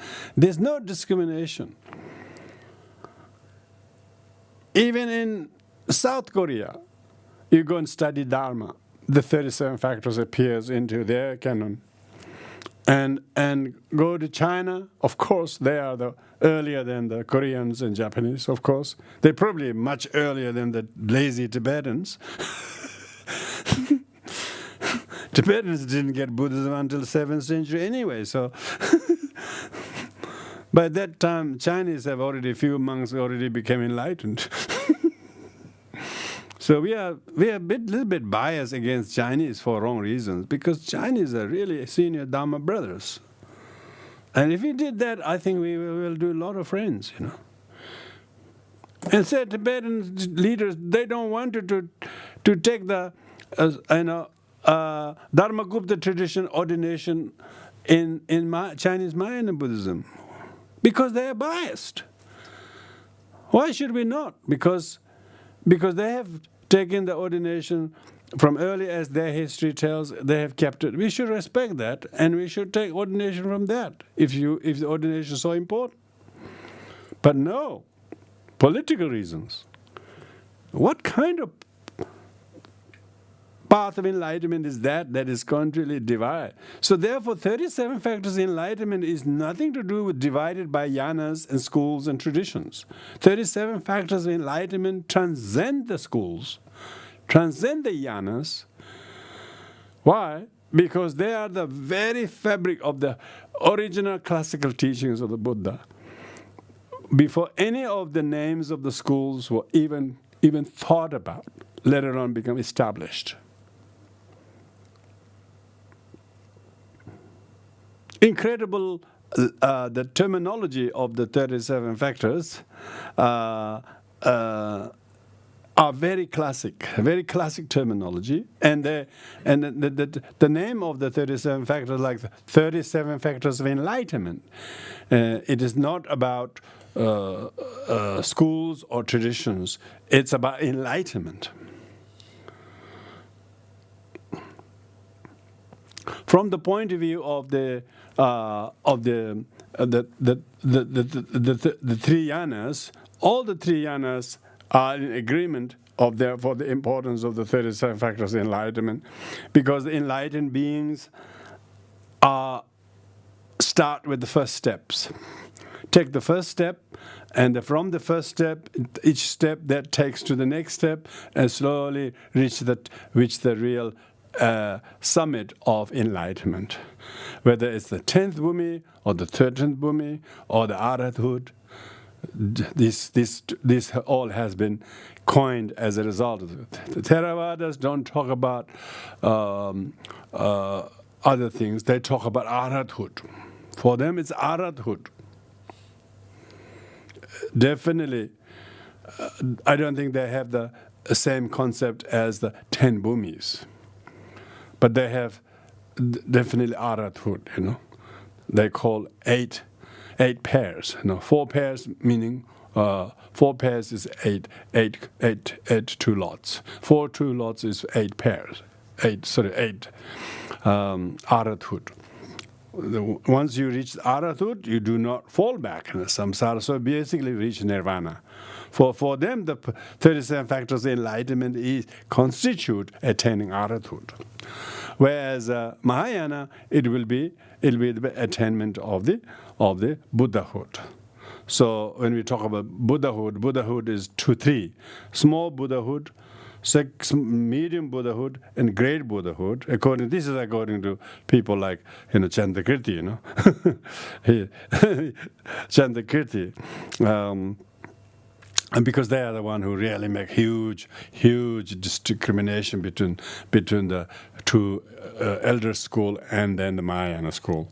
So they call the Sravakayana small school, Pratyeka Buddha middle Buddha, and Bodhisattvas as a great Buddha. So the three Buddhahood. So the Samyak Sambuddha. I mean, Theravadins talk about Samyak Sambuddha, and they definitely distinguish arhathood from Samyak Sambuddha. But because we haven't studied Samyak Theravada and theory of the stages and bhumis so much, we can't really tell. But they definitely see that Shakyamuni Buddha was a bodhisattva and he becomes Samyak Sambuddha. They don't say he attained Arhathood. So therefore, definitely Buddhahood is much more higher than the Arhathood, even from their own admission. So when we said 37 factors of enlightenment, we're talking about different levels of enlightenment. I suppose for us to achieve path of accumulation, the advanced path of accumulation is already our enlightenment. For us to actually hear the Four Noble Truths and even comprehend the Four Seals of Dharma, and maybe we haven't realized constantly, but every now and then we really remember the teaching, is quite enlightening, isn't it? You know, when our mind exposes to it, it remembers it, quite enlightening, and then our mind again closes down. You know, if our minds always stay open, because that Buddhahood means fully open. You know, we are partially open, then close down again, partially open, then close down, partially open, close down, partially, and open and then close, open, close, then again close. We always going like that, like Buddha is fully blossomed. You know. Fully enlightened, Samyak Sambuddha means perfect enlightenment. So therefore enlightenment, you can see there's many levels. So the Arhathood, Bodhisattvahood, and Samyak Sambuddhahood, these are all different levels of enlightenment, is necessarily understood. From the Vajrayana point of view, they talk about 13th bhumi, you know. Remember, Vajrayana don't mind number 13, you know. Vajrayana, 13 will do. 13, by the way, is only half. They call 13, but actually it's just 12 and half. So it's not quite 13 really, 12 and half. You know. So from the distinction between Mahayana and Vajrayana, Mahayana is 10th bhumi, and then sometimes they call 11th bhumi, but Vajrayana definitely is 12 and half bhumis. So you can see the inter three yanas have therefore clearly identified Saravaka, so the Arhathood, Bodhisattvahood, and perfect Buddhahood. So that shows. But when we talk about the first 22 factors of enlightenment, they are neither of this enlightenment. Yeah. If you have realization of renunciation alone, just the realization of the impermanence, you're already blessed. Buddha said you're blessed. So you have to be enlightened on the level that you are blessed then in comparison to those who are not blessed. What are you blessed? You got a string over your neck? No, that's not that kind of blessing. We're talking about actually getting the teachings. Tibetans and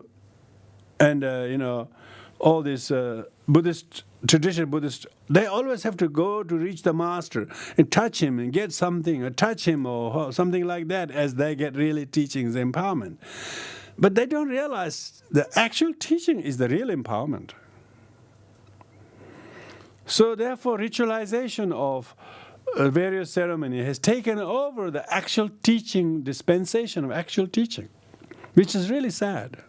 People are not interested in listening to discourse. They're interested to get the piece of red thread.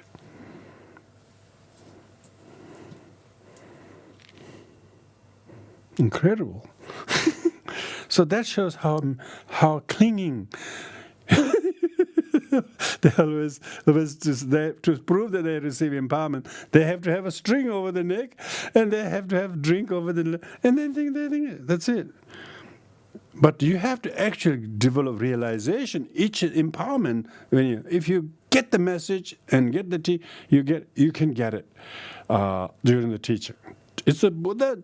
When Buddha was teaching in Saranath, when he just barely spoke about the Four Noble Truths, Kaudinya got Arhathood straight away. There was no red string, there was no pouring water, there was no trumpet blowing. There's none of this ritual paraphernalia was involved. There was just the lions roaring and waking up people who are sleeping. Buddha just roared the lion, his words, holy Dharma. Incredible. It must be incredible, yeah, to listen to the Buddha. Kaudinya got, he was the sharpest. Kaudinya means he who knows everything. Buddha named him. Buddha nicknamed him. Kaudinya, the Kunshe means Sarvajnana, who knows everything.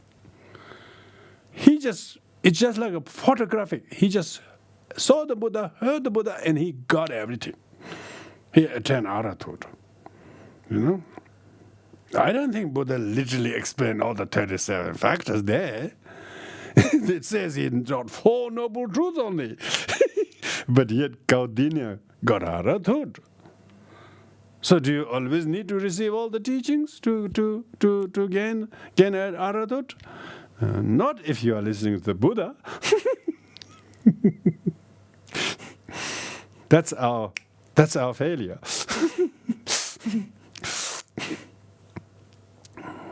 The reason is we are not listening to Buddha. That's the problem, why we're not getting enlightenment. And by the way, Aswajit, Manama, Gawampit, all the others also got Arahat within very few hours, probably very soon. They were completely changed. See, sometimes you just have to listen to the right person. You don't have to practice snail pace when you have the maturity of merit and karma, and you can realize it.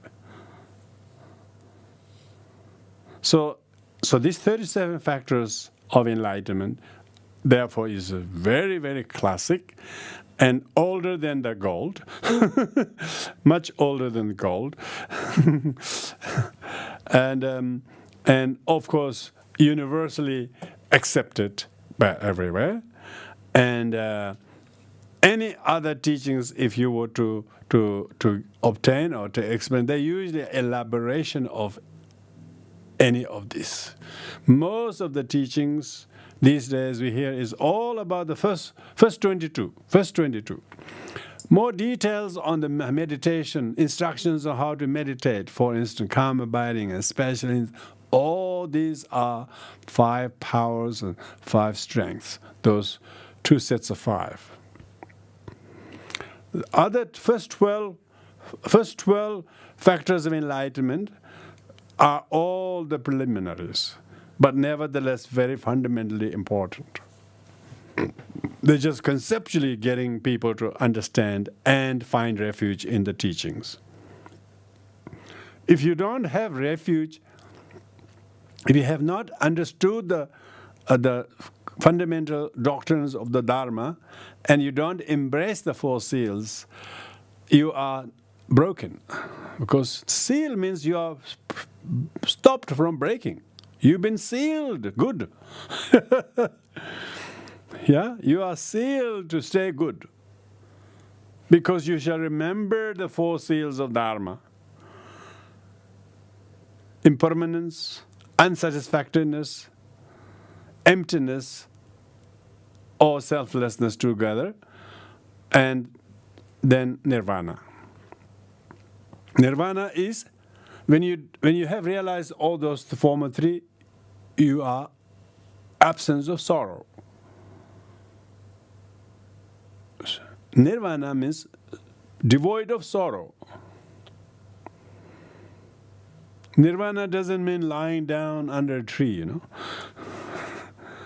Means you don't do sorrows.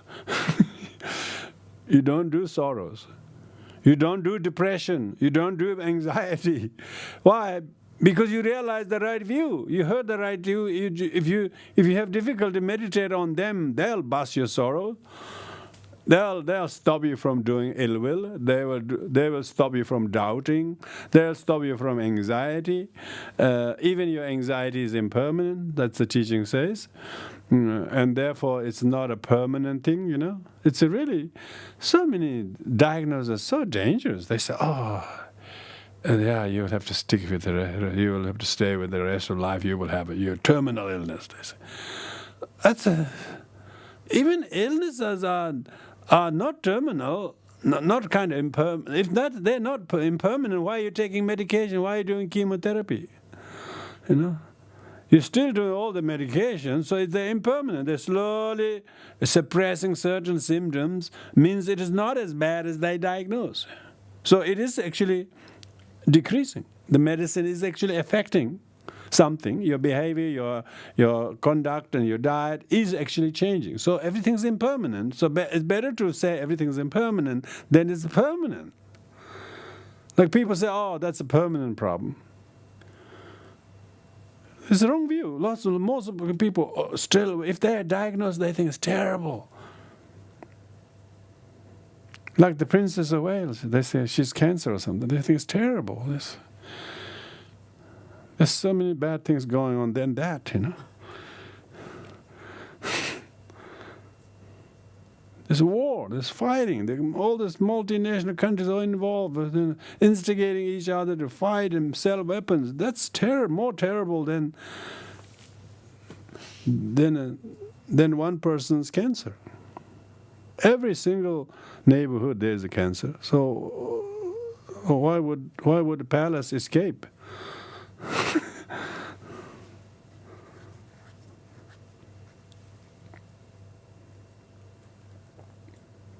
So one should think everything is impermanent. Change your attitude. So you're practicing medicine, you're practicing medication, and particularly if you have the Dharma medicine on top of your other medicine, people are very good at taking their ordinary medicine. They never forget. They say, "Oh, I forgot medicine." They must rush back, but they don't remember the real medicine. Question about that. Yeah. Like we might say, isn't it a beautiful day? But it really isn't for you or the other person. But like, can we take that sort of what is it called, cliche? You say, oh, everything's impermanent. It's all your karma, and that sort of becomes your mantra. However, we're not really seeing everything's impermanent. It's not sufficient to say everything's impermanent. It's just one way of ignoring or dismissing. Can that lead, by just saying that, can that lead sort of your mind into thinking about impermanence at the same time? Yeah. I think if somebody is really complaining about some terrible thing happening, you should say, it's good. Instead of saying, it's impermanent. It's good. It's a teaching. It's teaching that you won't stay strong. It's a teaching that everything will change, not just that. But of course people can say everything's impermanent and not really have realization at all. It's almost like dismissing, But you have to, when Buddha says, one who hears the impermanence and really gets it, understand it, blessed by me, they'll just have this incredible humility to accept the cancer. See what I mean? And accept that I'll learn to do a few things before I actually drop dead, because cancer already inside me. Then you really start living, and then you really start living, Because lots of people they say that after their cancer diagnosis, they have really been start to live more meaningfully, and they really then stop doing other things. Then they really start living. So, but for Buddhists, you don't need to have cancer. You're born already. He's born means he's doomed. He's already got suffering of birth. He doesn't have to be sort of made worse by cancer. Being born is pretty bad already.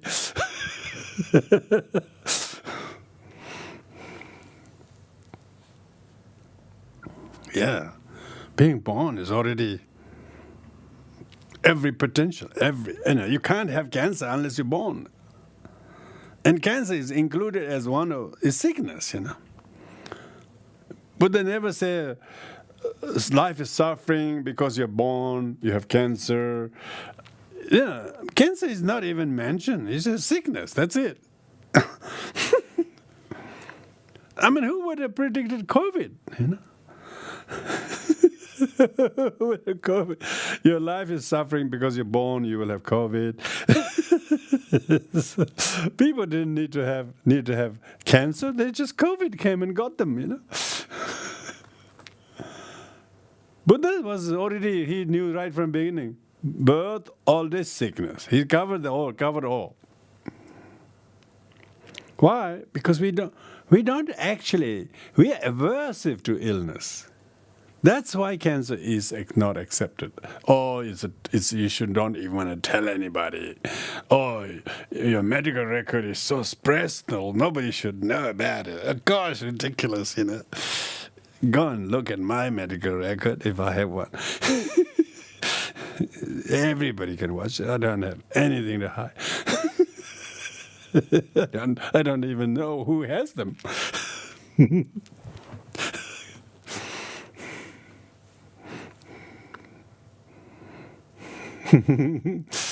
So why we are so grasping to some things when you realize everything is impermanent. And it doesn't mean that everything is permanent. It does make you feel very sad, but you still live even more sanely than you do live otherwise when you realize impermanence. Lona tung, as they say in Tibet. If you realize impermanence, you always think of short terms. Just think of short terms. Don't think of long terms. Always think of just this hour, just today. Don't think about 10 years, 5 years, 6 years. If you must change. Don't worry about next 5, 10 years. Just take care of next 10 years by itself. That's a sign of realizing impermanence is don't plan too long ahead. Lots of people's anxiety, expectation, disappointment because they're planning things too much ahead as they have so much expectation in 5 months' time. These are wasting the time to ensure things are certain. When everything is uncertain, why are you trying to ascertain things that is not doable? Lots of the modern disease and problems are all try to have a lot of expectation how things should go as they plan. They call it due to prior arrangement. Gosh, exactly, due to prior attachment. There are no flexibility. Things will change. Much stronger force will change that than those you can arrange everything.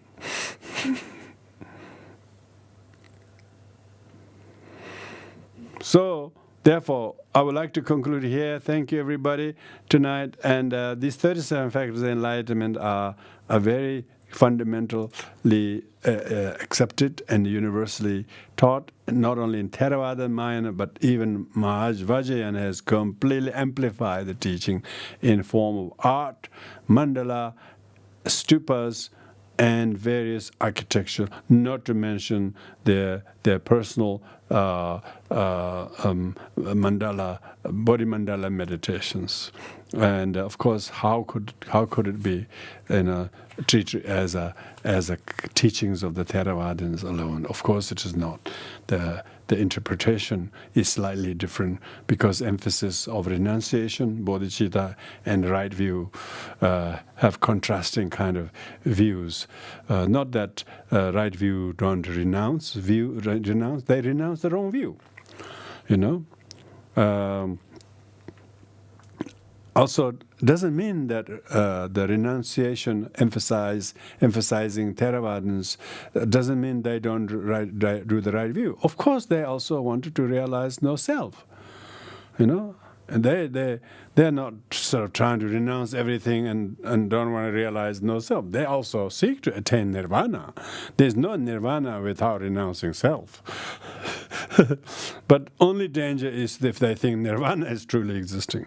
So then they have a lot of work to do. So even nirvana is not truly existing.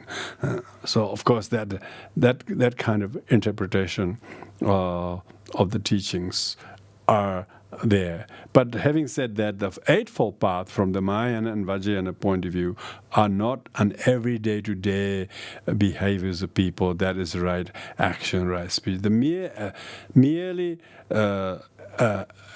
honoring the social norms, to say not killing, not stealing, these are not part of eightfold path. So not killing is not regarded as a right action. Of course it is right action in the sense of not killing, but it's not right action from the Arya point of view. For them, the right action is not the conventional thou shalt not. So that's a big difference between Theravadas and Mahayanas and Vajrayanas. The Theravadins these days talk about, not just Theravada, quite a lot of Buddhists these days talk about eightfold path as the everyday to day thing that Buddhists should live by. But actually these are just almost watering down the understanding of eightfold noble path. Only beings on the noble ones that are arhats and above, can practice the eightfold path.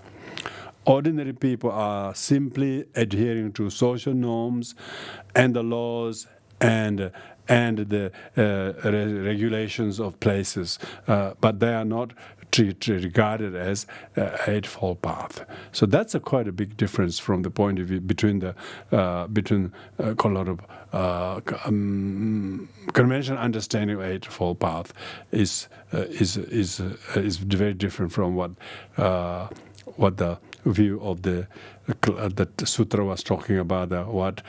For instance, right action concept. Right action is no action. Right thought is no thought.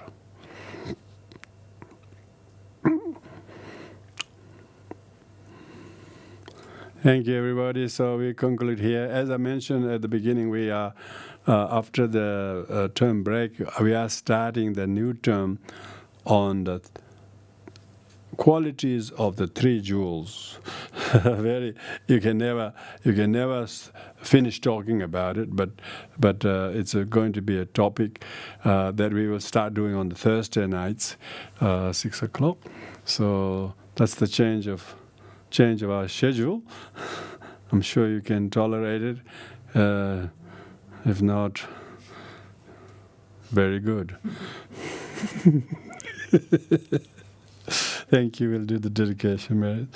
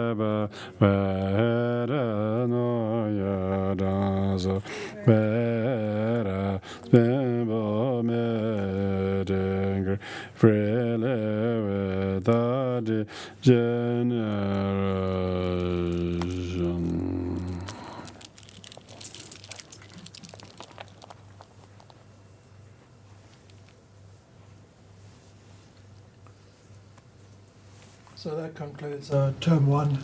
of this year's teachings. Thank you, everyone, for your company and attendance. And thank you also to our committee and technical team, as well as our sponsors and patrons. And of course, thank you, Rinpoche, for another term of wonderful Dharma teachings. As Rinpoche mentioned, term 2 will start after a break, and I've just checked, it'll be, first session for next term will be on Thursday, 2nd of May at 6 p.m. So just over a month from now. Please remember to register on our website, and of course the topic will be the qualities of the three jewels. So enjoy your Dharma break, and of course keep keep practicing and studying, and we'll see you in just over a month. Thank you.